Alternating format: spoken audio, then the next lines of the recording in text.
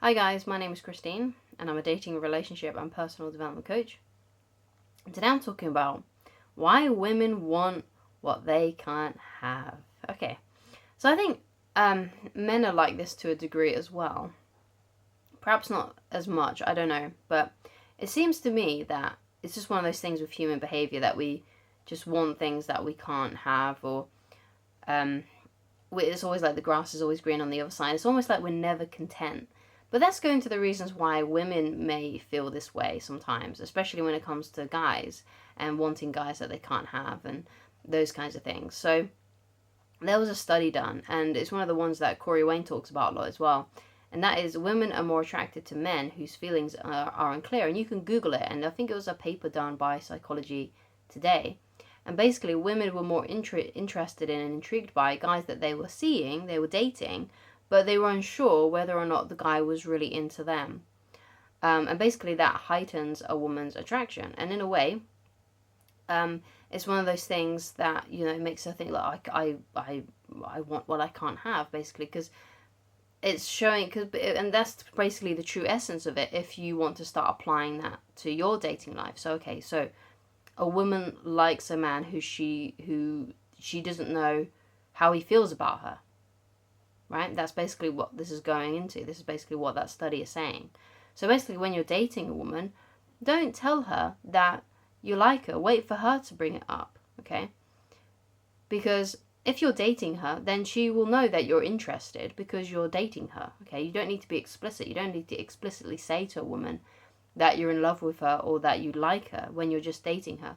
Wait for her to do it first, and then you can reciprocate. And that's one of the best ways that you can do it, just by waiting for her to bring up those topics first. And just let your main priority be arranging the date and planning the date and having a fun, enjoyable time. And your aim on the date is to make her have an enjoyable experience, make her laugh, make her feel joy, do fun things together, have a good time. That should be your main focus, okay? So don't focus on the relationship and romance and lovey-dovey stuff. Let her do that. And that will elicit those emotions in her where she's thinking, oh, I'm not quite sure if he likes me. And it'll make her have that desire of, oh, I want what I can't have, sort of thing, right? Because a lot, like this video suggests, that women want what they can't have. So if you're difficult to have and you're difficult to figure out, right, then it's gonna make her more interested in you, and it's gonna make her fall in love with you faster. It's going to engage her emotions faster, which is good for you because it speeds up the relationship process to a point where she does say that she likes you a lot and that she's in love with you. And then, of course, you can reciprocate. You can say it back.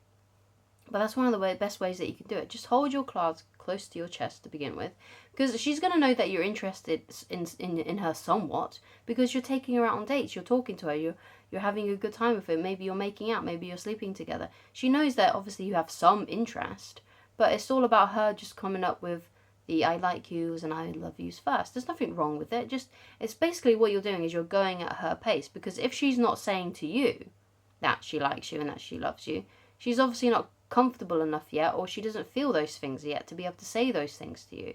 So you, as a man, need to make her feel more comfortable around you, and the best way you can do that is when you're out on a date, make her laugh, have a fun time, act like you two are just two silly, goofy kids having a fun time, and that's all you need to do. That's the only kind of energy that you need to bring to this. Now, of course, as well, you obviously want to flirt as well and banter and, escalate things physically, going for the kiss, you sleep together, those kinds of things. Although that may not always happen on the first date. It may take a couple of more dates to get to that point. But the idea is that you're just focusing on having a fun time with her and enjoying and finding a way to make her enjoy the experience with you, right? Because the more she's enjoying herself, the more likely she's going to want to continue dating you, okay?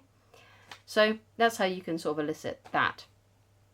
Another thing about women is that often women are quite competitive. So sometimes they can want guys who are in relationships or have a lot of options with women. So for some reason it may frustrate her, and she may kind of have a love-hate thing going on.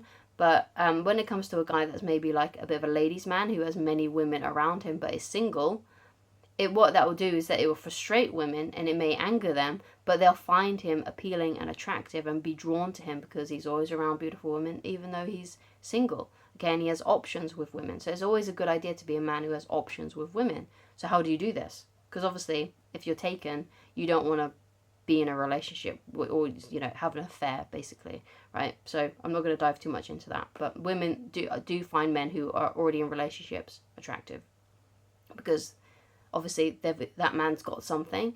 He's got something special because he managed to land a woman who's in love with him and is in a relationship with him. But anyway, going back to how to be a man who has options with women, basically all you got to do is you just got to be dating multiple women and talking to multiple women. So when you're on a dating app and stuff, have you know, like 3 or 4 women that you're talking to and that you're meeting out every so often. Okay. Now, what this is good for, right, if you're able to get that many, right, I'm sure you are, okay,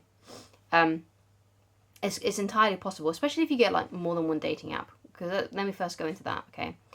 So, most of the time, when people get dating apps, they just get one, okay, and that's how most people operate. That's how men operate, that's how women operate. They just get one dating app, okay.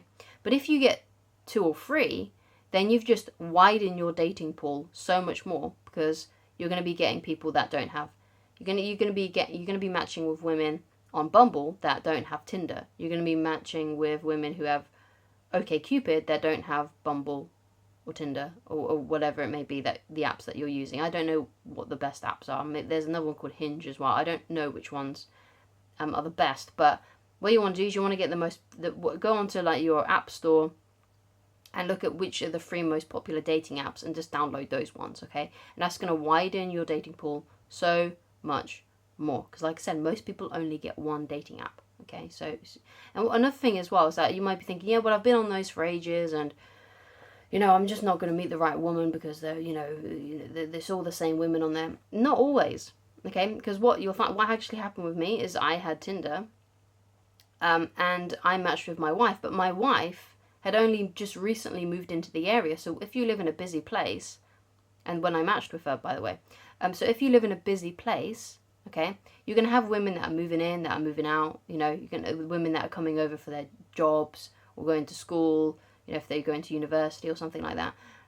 So there's going to be new women coming in and coming out all the time, okay? So it's not always going to be the same faces, even though it may seem like that. Every so often, there's going to be new women that join, or new women that are now, because they're in the area, are up on the platform or up on the app, okay? So if you've got 3 dating apps, then it's more likely that you're going to be able to talk to multiple women and go on dates with multiple women, okay? And that will give you options with women. And what's the cool thing is if one of these women loses interest, it doesn't matter, even if she was the one that you preferred, because you're still talking to other women, you're still meeting out with other women, okay? Yeah, it may suck if one loses interest, especially if you're really into them, but it won't matter as much because you've got other women that you're talking and seeing to. Because let's say a woman loses interest, but you've got a date lined up a couple of days later with someone else, with another woman, it's not going to matter as much. It may still matter, but just not as much. So another thing as well is that women secretly desire to be in a love story. That's why so many of them read those romance novels, or have read those romance novels at least one time in their life, like Twilight. I sigh when I say these things because it's so cliche, but it's true. Like Twilight, 50 Shades of Grey. Can you imagine that? With so many women were reading that book, that 50 Shades of Grey book. What was it about?